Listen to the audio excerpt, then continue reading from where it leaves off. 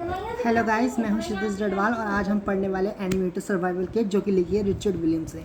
हम इस बुक को पढ़ के एनिमेशन सीखेंगे। इसको डिज्नी के एनिमेटर्स ने लिखा है, तो इसमें बहुत सारी नॉलेज है और हम सारी सोक इन करने वाले हैं। तो शुरू करते हैं। Richard Williams, writer, director of animation who framed Roger rabbit. Who framed Roger rabbit एक एनिमेशन कार्टून है, उसका डायरेक्टर जो है वो है रिचर्ड विलियम। ये बुक एक्सपेंडेड एडिशन है, यानी नॉर्मल एडिशन के बाद आने वाला एक्सपेंडेड एडिशन। इसमें आप देख सकते हैं अलग अलग तरह के मॉडल्स हैं, 3D मॉडल्स भी हैं, 2D मॉडल्स भी हैं और इन सब के बारे में एनिमेशन है। इसका कहने का ये मतलब है इस पिक्चर का कि हम कहीं से भी ले लें एनिमेशन को, एनिमेशन के प्रिंसिपल वो सारे एनिमेशन पे अप्लाई करते हैं। चाहे आपके एनिमेटेड सर्वाइवल किट में principles classical animation, computer animation, games animation, stop motion या इंटरनेट एनिमेटर, सब के लिए अप्लाई करेंगे प्रिंसिपल्स जो भी हम सीखेंगे। तो स्टार्ट करते हैं the animated survival kit. Thank you guys. Oh first page guys, बड़ा मज़ा आ रहा है। The animated survival kit and expanded edition. Pages देखो की क्वालिटी देखो कितना बढ़िया है। Richard Williams animated survival kit expanded edition, ये तो एक ही बात को बार बार करी जा रहे हैं। अच्छा, तो इसमें हमारे पास लिखा हुआ है फेबर एंड फेबर, ये शायद फर्म का नाम है जिसने प्रिंट किए। इस तरफ है हमारे पास रिटन में this expanded edition first published हुई थी 2009 में by Faber and Faber limited. जैसा कि मैंने कहा फर्म का नाम है फेबर एंड फेबर लिमिटेड ने इसको पब्लिश किया है। ब्लॉम्सबरी हाउस, और ये एड्रेस दे रखा है 74-77 great Russell street London WS1B3DA। जैसे कि आप देख रहे हो मैं एक एक वर्ड पढ़ रहा हूँ, ये बस एड्रेस है। Type set by Faber and Faber limited, printed in India, India में प्रिंट हुई है। सारे राइट्स इनके रिजर्व्ड हैं, तो आपको बिल्कुल ब्लैक मार्केटिंग नहीं कर सकते हो। रिचर्ड विलियम्स और इमोजन स्टूटन। इमोजन स्टूटन मुझे लगा रिचर्ड विलियम की वाइफ है, तो इसलिए दोनों का नाम लिखा है कॉपीराइट में, क्योंकि दोनों ने मिलकर बुक बनाई है, लेकिन राइटर का नाम रिचर्ड विलियम्स है जो कि एनिमेटर है। इसे 2001 से 2009 शायद ये 2 एडिशंस हैं, इनके बारे में डेट्स दे रखी हैं। रिचर्ड विलियम का राइट है, वो ऑथर है इस बुक का, और इसे अकॉर्डेंस में 77 सेक्शन कॉपीराइट के टैलेंट एक्ट में 1988 के, ये USA का एक्ट होगा, इंडिया का तो नहीं, इंडिया में कभी और लगा हुआ 1988 के अलावा, लेकिन ये बुक USA के, इसलिए ये एक्ट लिखा हुआ है।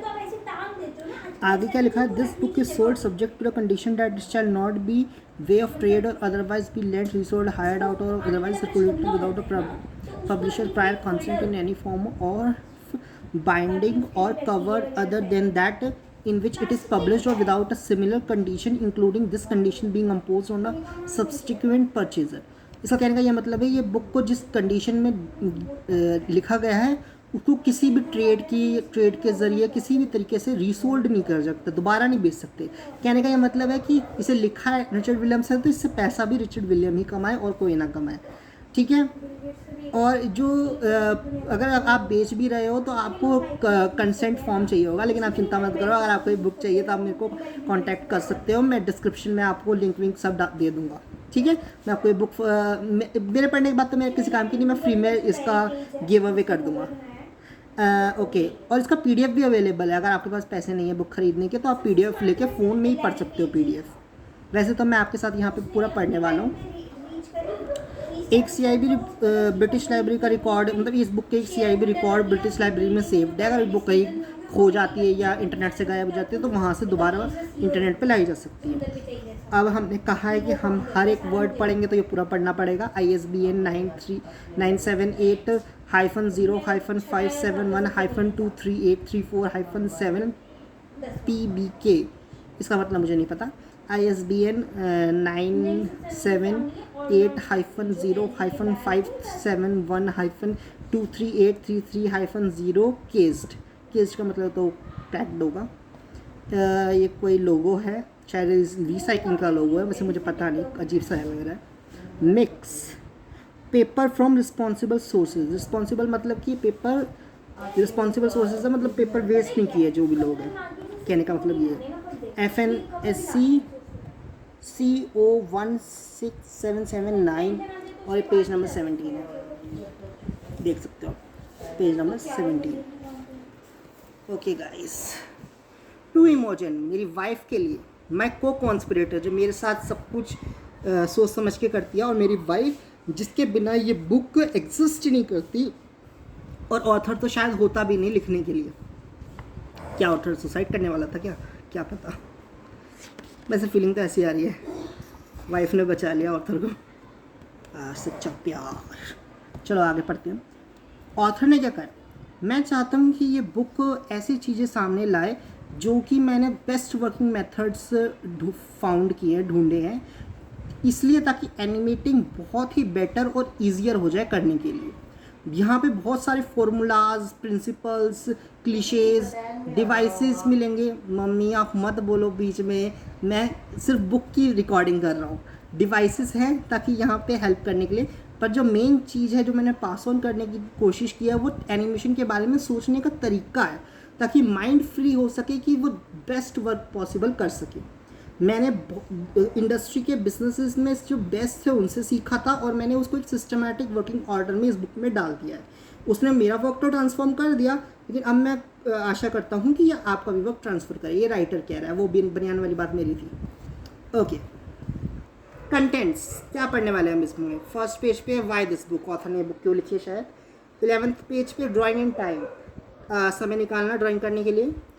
23 पेज पे टाइम टू ड्रॉ, कब कब ड्रॉ करना चाहिए।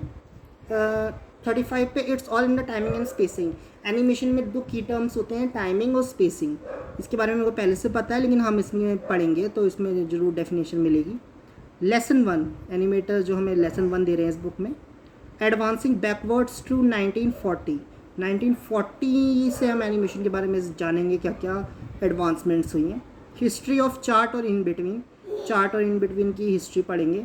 एक्सट्रीम्स एंड ब्रेकडाउन्स, एक्सट्रीम्स और ब्रेकडाउन्स पासिंग पोजीशंस होती हैं, उसके बारे में भी हम पढ़ेंगे। कीज़, ये भी पोजीशंस होती हैं। 3 वेज टू एनिमेट, एनिमेशन करने के 3 तरीके। टेस्टिंग टेस्टिंग टेस्टिंग, पहले अपना वर्क और एसेसरीज टेस्ट कर रहे हैं शायद। द एक्स शीट, ये शीट ट्रेडिशनल एनिमेटर्स यूज़ करते थे एनिमेशन बनाने के लिए, जिसमें लिखा होता था कि फ्रेम ये है, फ्रेम 96 है, 94 है, 92 है। केम द डॉन, तो शुरुआत होती है, डॉन मतलब सुबह सुबह का टाइम या शाम का टाइम शायद, पता नहीं, पर शुरुआत है। द बेस्ट नंबरिंग सिस्टम, ये आपको दिख जाए, the best numbering system, numbering system मतलब फ्रेम्स की नंबरिंग कर रहे हैं शायद। The great once and twos battles, ये एनिमेशन 2 तरीके से कर सकते हैं, वैसे तो 3 वेज बता रखे कि वंस पे कर रहे हैं, एक फ्रेम के बाद एक फ्रेम, एक फ्रेम के बाद एक फ्रेम, और टूज पे 2 फ्रेम के बाद चेंज, 2 फ्रेम के बाद चेंज, ऐसे, तो उसके बारे में बता रखा है। The top and bottom pegs battle, अब पेग्स का मीनिंग मेरे को नहीं पता, अगर आप लोगों को पता है तो प्लीज़ कमेंट्स में बताइए मुझे। कुछ नहीं आया, मैं भी रिकॉर्डिंग कर रहा हूँ, मेरे को नहीं आया।